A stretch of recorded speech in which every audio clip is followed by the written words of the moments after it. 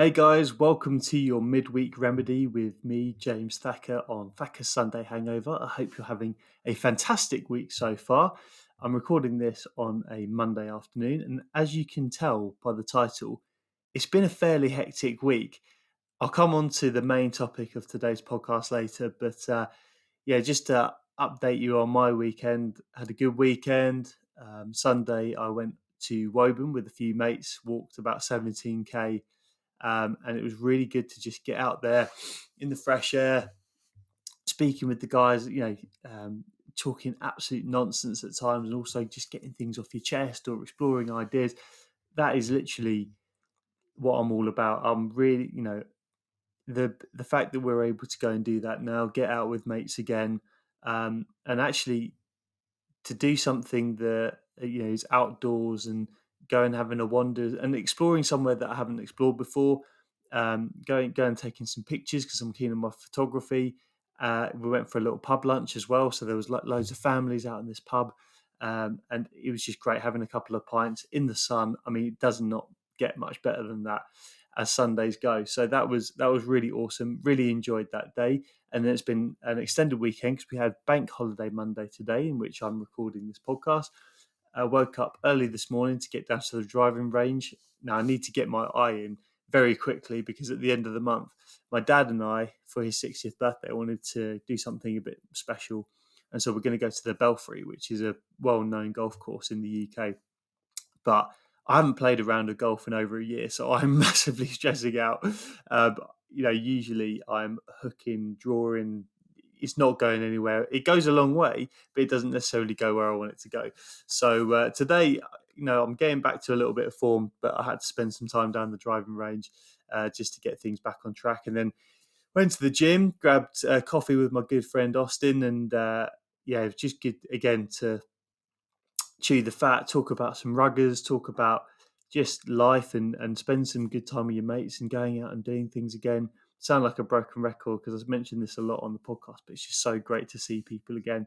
Again, it feels like it's coming back to normal, and it's just fantastic to actually see other people. as ridiculous as that sounds. Obviously, like I said, by the title of this video, there's some crazy stuff been going on. The first thing to mention is the protest that happened yesterday with Manchester United and the fans storming the pitch. I mean, this is something that I spoke about. So I spoke about it on the Hope That Kills You podcast with Oli Garcia. I've spoken about it on various platforms, but it was a demonstration from the fans against the owners. The owners of Manchester United Football Club, the Glazers, they proposed the European Super League, and they were very instrumental in the setting up of the European Super League, which was disbanded within 48 hours due to the public reaction. Now, inevitably, we will see another attempt for these top six or the top clubs in Europe to branch out away and do their own competition. Now, I hope, as much as I hope that doesn't happen, I think we have to anticipate it will. But when it comes, I think we need more fan engagement. And the reason why the protest did happen was that the fans wanted more of a stake in Manchester United Football Club. And so by having more of a stake, they have voting rights around decisions that happen with their club. And I'm absolutely all here for that because I think at the end of the day, sport is for fans. It's for the communities that these clubs were built by.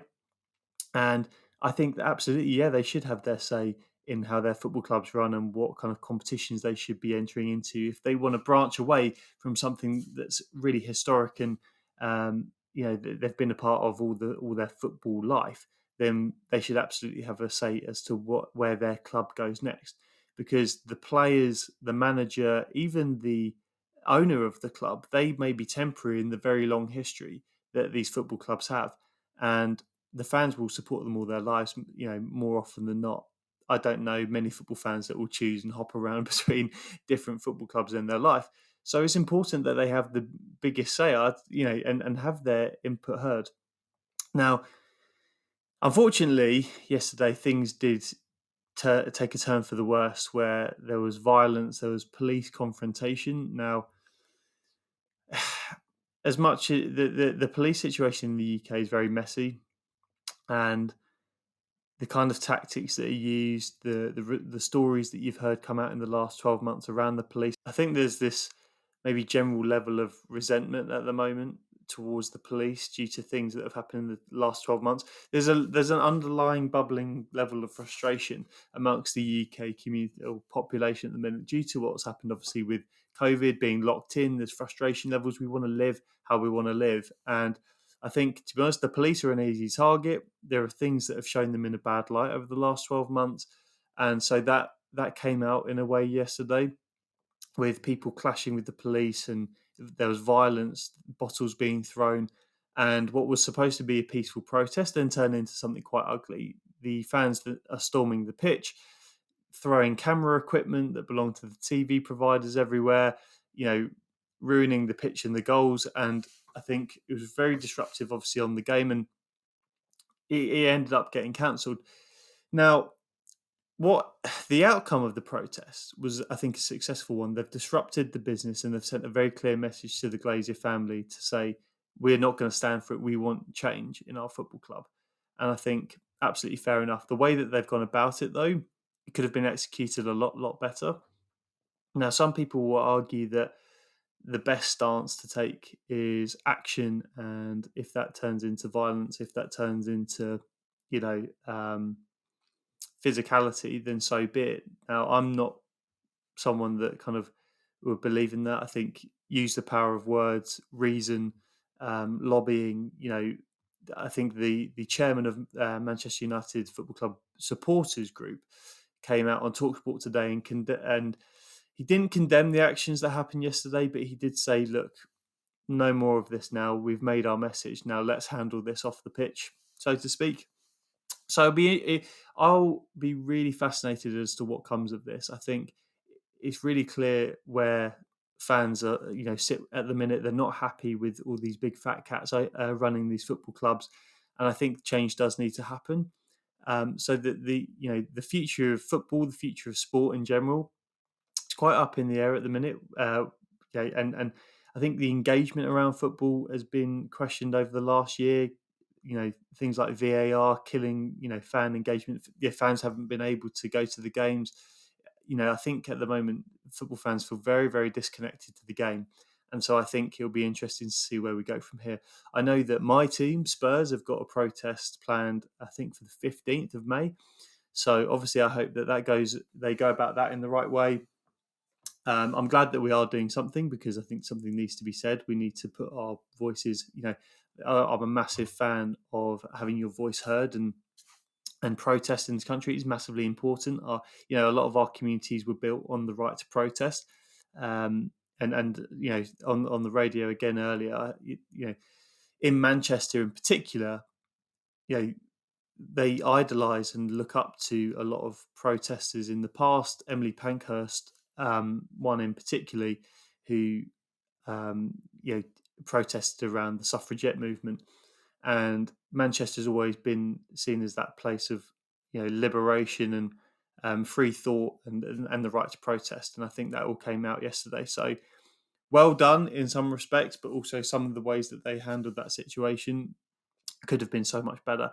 But again, I'm interested to see the future of football, and I'll be really keen to hear your opinion. So drop a comment on the Instagram page, Thacker Sunday Hangover, below the post. What do you think about the protest? What do you think is the future of football? What does it look like, and what do you think is the future of some of these owners that ran the campaign behind the European Super League? Drop it in the comment section of the YouTube video or the Instagram page, and I'll be really interested in having that conversation. Now, on to the main topic of this week's midweek remedy.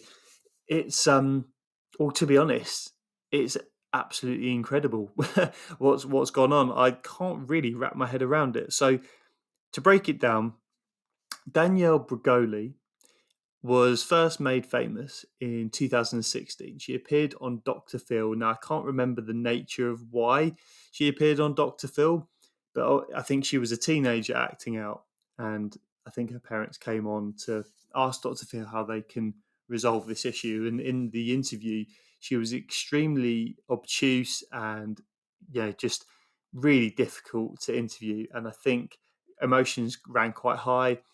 And I think she threatened, it was either Dr. Phil or someone on the panel show, and she actually was made famous for the line that she said, "Catch me outside, how about that?" Now, she didn't say that in that way, in this very quintessential British way, but you get the gist. Anyway, off the back of that, it went around the social media like a frenzy. It went viral. She gained a lot of media attention off the back of that. And so, as is the case for some reason in society now, anything that gains a smidge of attention immediately has to just now become a thing. I mean, we've had cases in the UK where the Wildstone Raider, where he's said you've got no fans, and then he's making club appearances for the next 2 years. Honestly, it's absolutely mind-boggling. So you have things like that happen all the time. So I wasn't really surprised that this happened to Danielle Bregoli, but she launched a rap career, and I think some people were just so fascinated with her as an individual that they followed her career and followed her story, and she ended up getting such a I don't know where her Instagram follow. I think it's in the millions though of people that follow her on Instagram and seemingly enjoy her music. I mean, I've heard some of the music. It's not terrible. It's not ridiculous. Sometimes you hear some of the YouTube music generated, and it really is pretty trash, but it's not terrible, but it's definitely stuff that I wouldn't listen to. But yeah, she's just gained more and more popularity, and just bear in mind, all through this period, she's been a teenager. Anyway, let's get to the present. On her 18th birthday, she launched an OnlyFans account. Now, for those that don't know, OnlyFans it's a site in which celebrities and people of interest, public figures, can engage with their fans one to one. Now, what OnlyFans has become is a platform that's been notorious for sex workers, pornographic material, nudes, that kind of thing. So it's become quite scandalous, and I think it's a little bit taboo. I think people still haven't quite wrapped their heads around OnlyFans. What is it? How does it even work? How can it be that you're charging £25 a month for someone to, essentially post pictures that some people put on Instagram or you can access for free elsewhere? I've got my opinion on OnlyFans, and I think it makes sense. It does make sense as a platform that celebrities and public figures can engage with their, you can personally message these people that you subscribe to. Now, depending on the amount of subscribers will probably determine how personal those messages really are. But I think it's a good way of people feeling engaged. But I also think that there's a little bit of a danger there where people who lack maybe emotional connection or are out of touch with reality may just get sucked into this. Well, if I pay someone enough money, then they'll give me the attention I need. And now, that might be okay for a short while, but that's not sustainable behavior. And I feel bad for the people that feel like they need to pay to gain attention or to have someone to talk to or to have, romantic interaction. I think it's not something that everyone's entitled to, obviously, but it's definitely something that shouldn't be, you feel like you need to pay for. And I think it can be very dangerous for people that may be within limited means, but they feel the need to. And I've seen it's very, very persuasive the way that some of the people on OnlyFans ask for their money. Um, it's very, I don't know, it's just such grey area in terms of how they actually generate this income. And I think they can usually use guilt tactics, and once you develop that kind of rapport with someone that's willing to pay you money, it then becomes a slight addiction. It then becomes something that you find difficult to get out of. It can be quite shameful. It's something that you don't want to admit, and you kind of, I don't know. It's super, super confusing. I'm sure everyone's got their own opinion on it, and I'll be absolutely fascinated again in the comment section below to hear your opinion on OnlyFans. Do you think it's a good idea? Do you think, fair enough, these people, if people are willing to pay, then make hay while the sun shines, and absolutely, do what you need to do? Or is it the fact that, on a societal level, is it really where we want to get to, where, anyone and everyone can just strip off and start selling naked pictures online? I don't know. It baffles me, but I'm definitely not judging. I think, everyone's entitled to do whatever they want to do. It's, everyone's got different preferences, but I just think there's so much grey area around it. It's definitely worth kind of exploring more, and maybe I'll do a longer version of the podcast on it. And maybe, even if I can get hold of someone that's got an OnlyFans account and runs one, it'd be really interesting to interview them and see how their experience is. So maybe we can set that up in the future. I don't know how I'd do that, but let's see. But anyway, going back to Danielle Bregoli. So she turned, I think it was either over the weekend or at least in the last week, she turned 18 and then was therefore eligible to start an OnlyFans account. Now, the controversy comes in that in the first 24 hours of her opening this OnlyFans account, she made $1 million. I think far, far surpassing the previous record that's the amount generated in 24 hours. I mean, that is a crazy amount of money to generate in 24 hours. I don't know the material that was posted. I haven't seen it. I haven't heard of it. I don't even know anyone that has seen it to see what it's like. I did question, though, if there was that much demand in I'm just trying to wrap my head around it. She got that much demand, $1 million worth of demand. And I think the subscription I saw online somewhere as I was researching this story, I think it was $24, $25. So, I mean, if you divide 1 million by 25, that's the demand. And that's a hell of a lot of people. I can't do the maths quickly enough in my head as I'm recording this, but I'm sure someone can, or you can work it out in your head. But that's a hell of a lot of demand.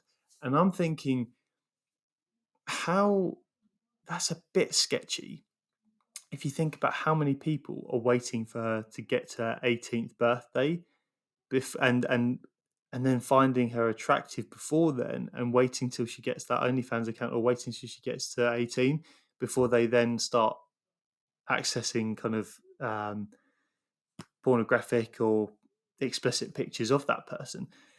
I think that's just such grey area, and I really don't know how to feel about it. It does make me feel incredibly uneasy. I feel like it doesn't sit right with me, but it's just I suppose it.